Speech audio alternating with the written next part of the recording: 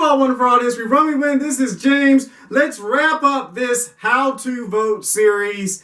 There's 5 videos, so we're going to start with the second one, which is party doctrines. Party doctrines, you know, first of all, when you do vote, you have to ask God, and you have to know the party. They did switch doctrines, by the way. Do some research. One party had a different doctrine, you know, before the Civil War than the other one. And shortly after the Civil War, the party doctrines actually switched.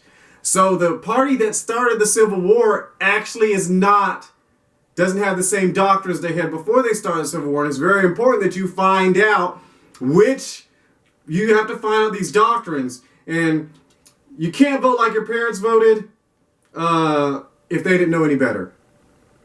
Why I vote? Oh, I vote Republican because we always vote Republican. Well, that's stupid. That's not a valid reason. I mean, the people in North Korea vote for whoever's on the ballot, and they've been doing it all the time. It hasn't helped them. I mean, God forgive you, God, Lord bless the people of North Korea and grant them wisdom. But just because, hey, if you vote, if you take a look at a city, if you've been voting and a certain group of people have been in power for the longest time,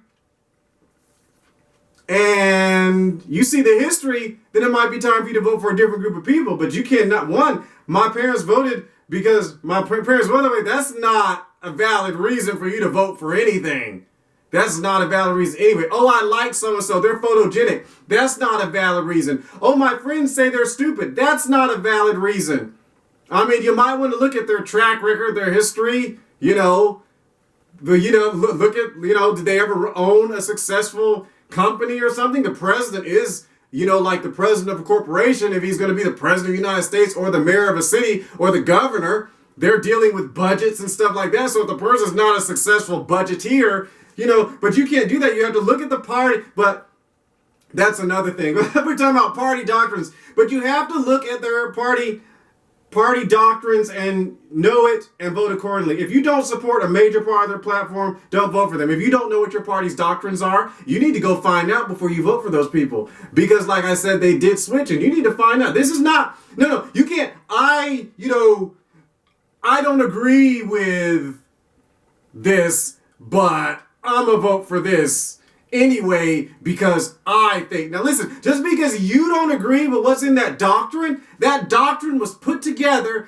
by the leaders of that political party. So that means they're going for that whether you agree or not. And if you vote for them, they're going to put that into power. They're going to put that into, that's what they're after.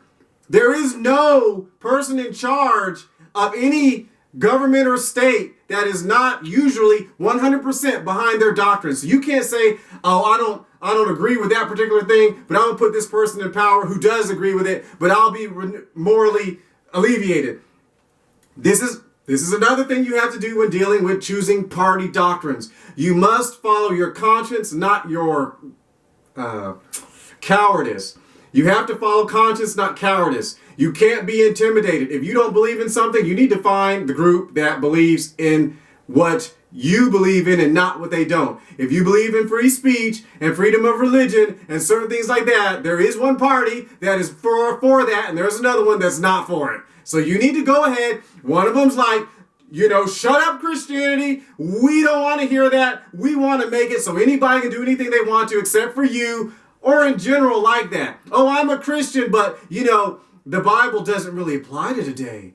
Well, what do you think Jesus has to say about that if you're a Christian? But so, you can't do that. You're going to stand before God for your decision of who you vote for. And you're not going to be able to, listen, your moral convictions are what you vote, not whether you like someone or don't like someone. Oh, vote red no matter who. That's stupid. Vote blue no matter who. That's stupid. That's dumb. You need to know who you're voting for. Look and see. Do some research in their life. Do some research in the party. You can't, that's just silly. This is not high school. Voting for the prom queen or who's the best speaker. Well, we saw Hitler was a great speaker. I've seen that creature speak. I've seen things of the way he speaks. That's not a good enough reason to vote for somebody. Just because someone promises you all these wonderful things, that's not a reason for vote for somebody.